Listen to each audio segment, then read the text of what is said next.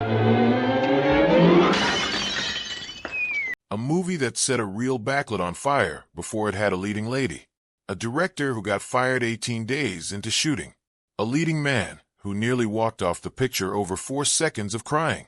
And an Oscar-winning actress who wasn't allowed to sit with her own cast at her own industry's biggest night. Gone with the Wind premiered in December of 1939 and went on to become, when you adjust the numbers for inflation, the highest-grossing film ever made in North America. It swept the Academy Awards. It's been picked apart, studied, and argued over for 85 years. And behind that famous shot of Scarlett O'Hara silhouetted against a blood-orange sky is one of the strangest, messiest, most chaotic productions in studio history. Here are 15 facts about Gone with the Wind that most people watching it today have never heard. Stick around for number 1. It involves a historic Oscar win and a hotel that didn't want the winner in the building. Most productions cast their lead before they roll a single frame of film. David O. Selznick did the opposite.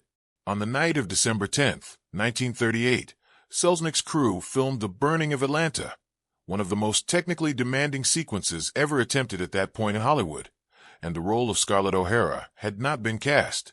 Clark Gable was already locked in as Rhett Butler, so stunt performers doubled for him rather than risk the studio's biggest star near open flame. But the character the entire film revolves around simply wasn't there yet. The fire itself wasn't a special effect layered in later. Crews burned down old and used sets on the Selznick International backlit, including structures that had done duty in earlier films like King Kong, to clear space for a new, full-scale Atlanta set and to get one enormous, spectacular shot in the process. Culver City residents reportedly called the fire department, convinced the whole studio was going up in smoke. In reality, the blaze was tightly choreographed, run through gas lines that let crews control the flames, with firefighting equipment standing by the entire time. It's a strange piece of trivia hiding in plain sight. One of the most iconic scenes in American cinema was shot without the star of the movie having been cast. That would happen later that same night, for reasons we'll get to shortly. Selznick's hunt for Scarlett O'Hara became one of the most talked-about casting campaigns in Hollywood history.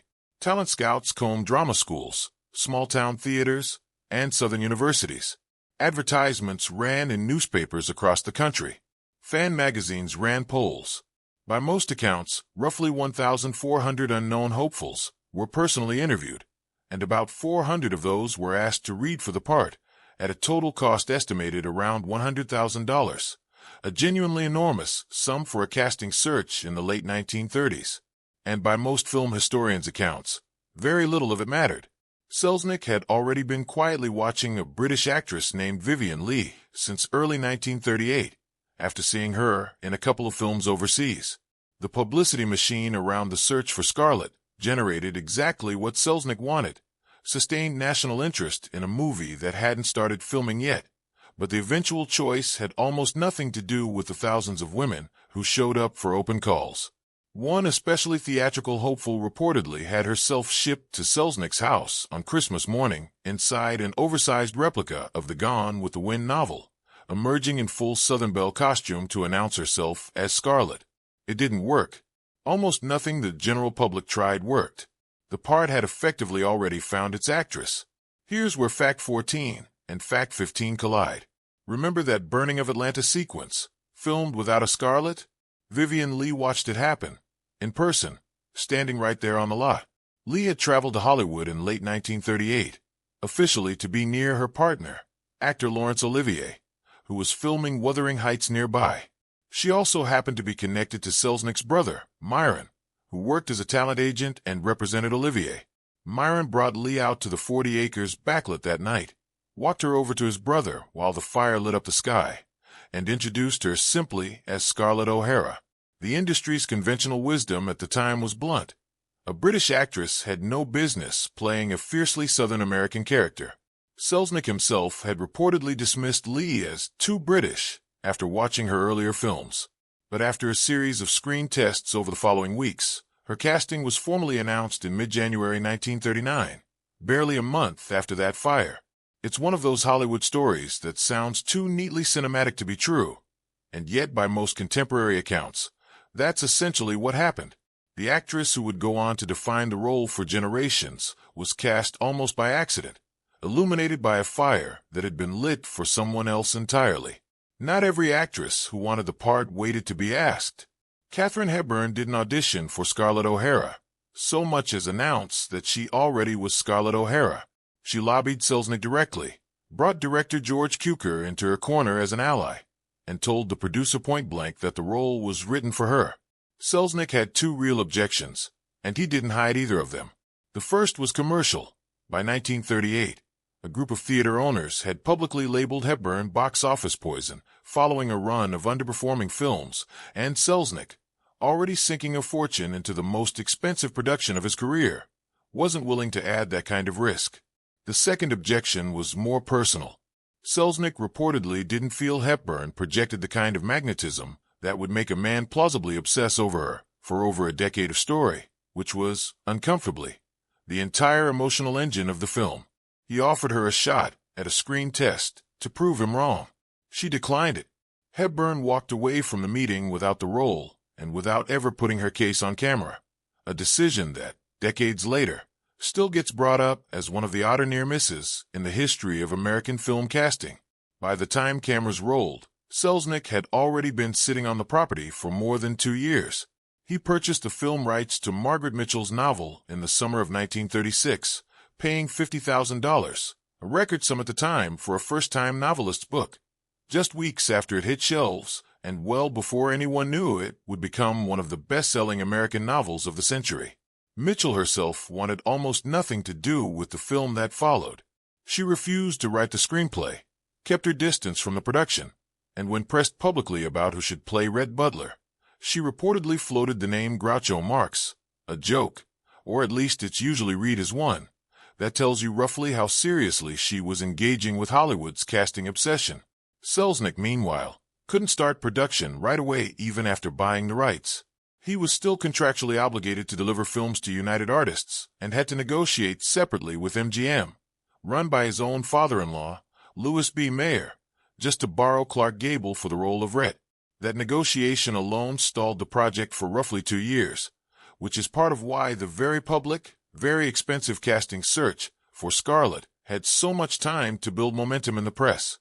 Turning a nearly 1,000-page novel into a workable screenplay was its own kind of disaster.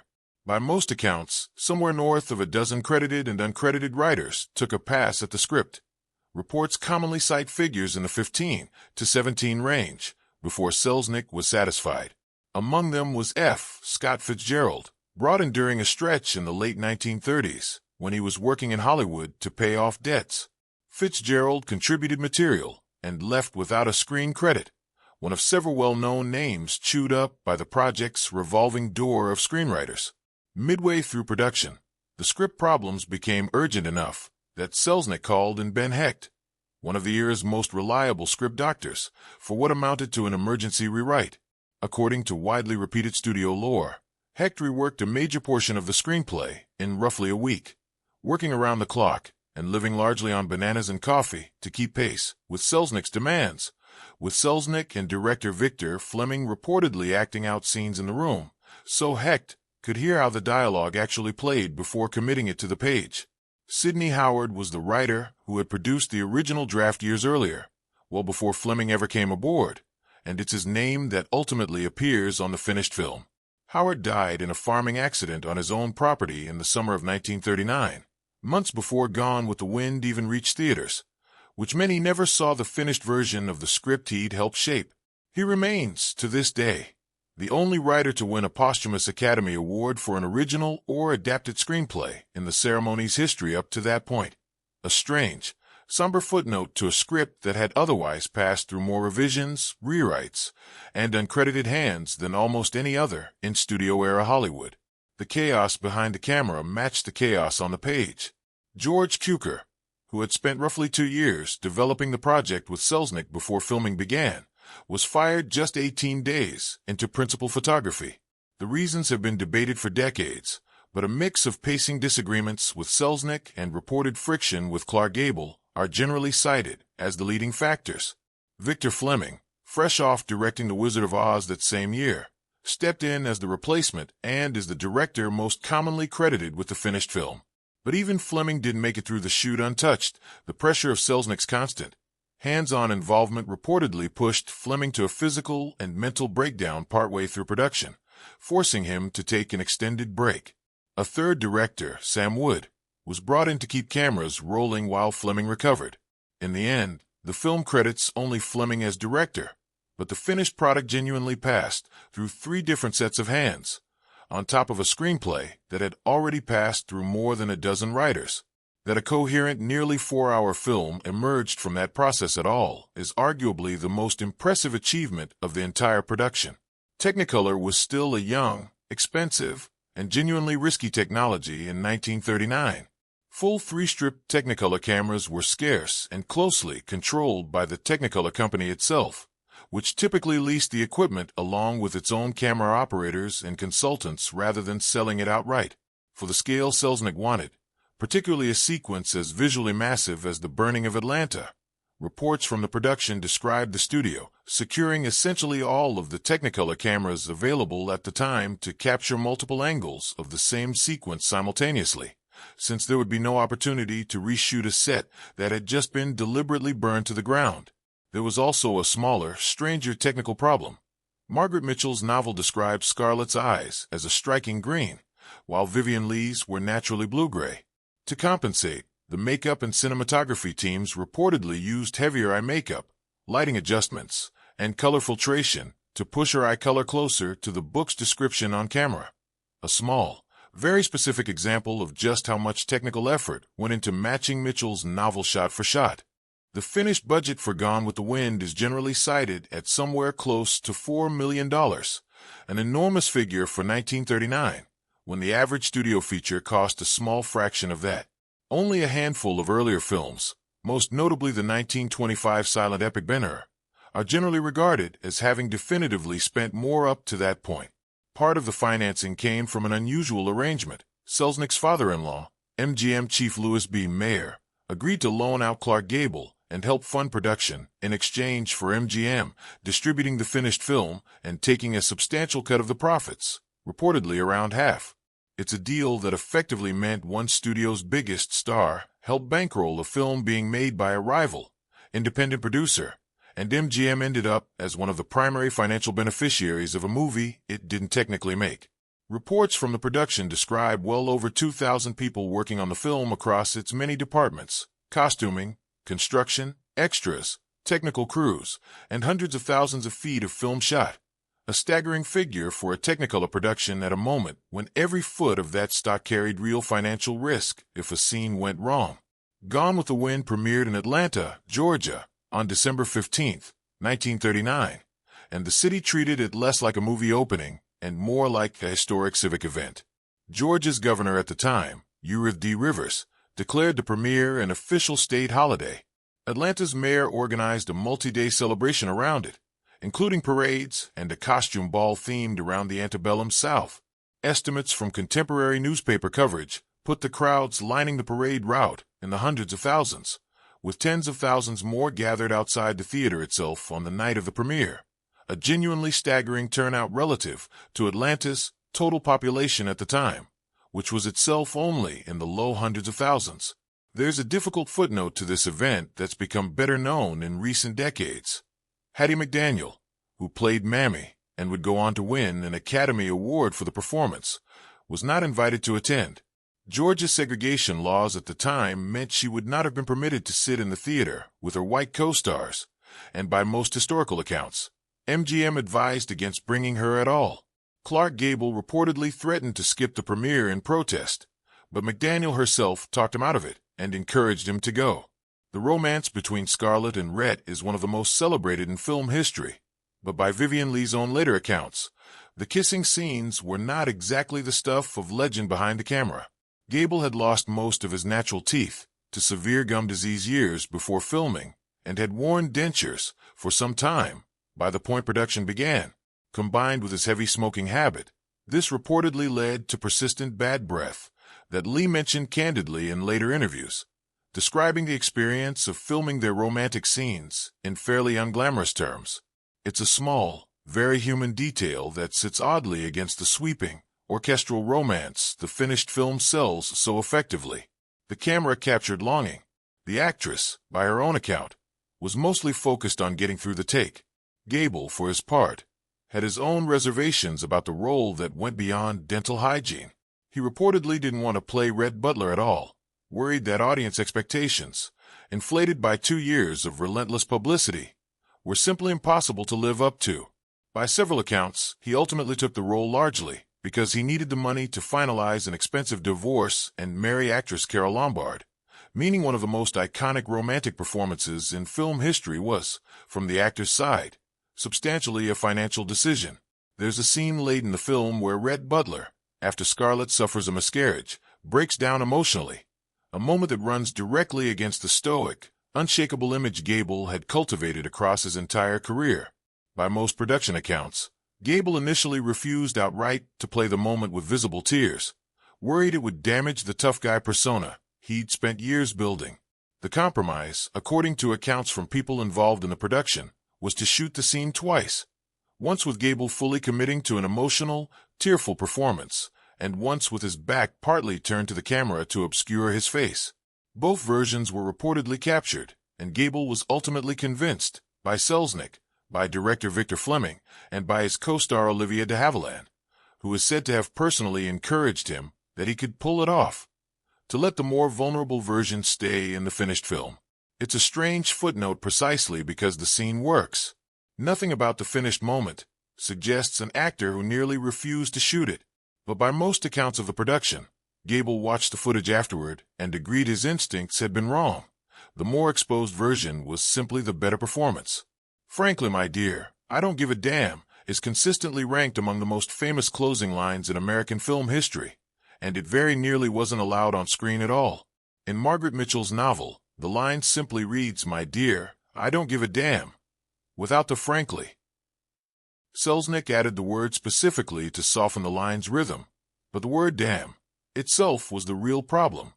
Under the motion picture production code that governed Hollywood content at the time, profanity of any kind was generally prohibited outright. Shortly before the film's release, the production code was quietly amended to allow the words hell or damn in cases where they were considered essential to a historically accurate portrayal or came directly from a respected literary source, language that gave Selznick's legal team just enough room to argue the line should stay. A commonly repeated detail from the era claimed Selznick was fined $5,000 for using the word anyway, though film historians have since questioned whether that fine was actually levied, given the timing of the code's amendment. Whatever the truth of the fine, the controversy generated exactly the kind of publicity that helped drive ticket sales, and the line stayed in the film exactly as written. One of the film's most romanticized moments, Rhett carrying Scarlett up the staircase as the score swells, followed by a cut to black, drew direct, sustained objections from Joseph Breen, the head of the Production Code Administration, the body responsible for enforcing Hollywood's content rules at the time. Breen's office had been raising concerns about how the scene should be handled going back to at least 1937, roughly 2 years before the film's actual release, given that the moment strongly implies a sexual encounter that the character Scarlett does not initially welcome. The scene ultimately survived largely because Selznick kept everything implied rather than shown. Rhett carries Scarlett through a doorway. The screen cuts to darkness, and the next scene simply shows Scarlett waking up the following morning. That structure gave the censors just enough distance from anything explicit to let it pass. The debate that Breen's office had over this single scene, what it implies, how it should be read, and whether the film glamorizes something it shouldn't, is a conversation film historians and critics are, in many ways, still having today, more than 8 decades later.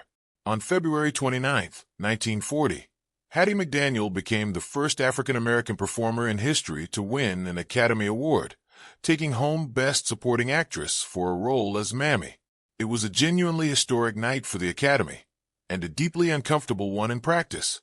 The ceremony was held at the Coconut Grove nightclub inside Los Angeles' Ambassador Hotel, a venue that, according to multiple historical accounts, maintained a strict policy at the time barring black guests entirely. Selznick reportedly had to personally call in a favor just to get McDaniel into the building at all, and even then, she wasn't permitted to sit with her white co-stars. While Vivien Leigh, Clark Gable, and Olivia de Havilland sat together near the stage, McDaniel and her escort were seated at a small table set apart from the rest of the room. When her name was called, she walked to the stage anyway and delivered an acceptance speech widely remembered as gracious and composed under circumstances that gave her every reason not to be. She spoke of hoping to always be a credit to her race and to the film industry, a sentiment that reads very differently once you know what the rest of her evening actually looked like. The discrimination didn't end with the ceremony. Multiple historical accounts note that after the awards, McDaniel's white co-stars went on to celebrate at another venue that also barred black guests, meaning she wasn't able to join the very celebration held in her own honor. Hollywood made history that night. It also, in the same breath, made unmistakably clear who it considered welcome in the room.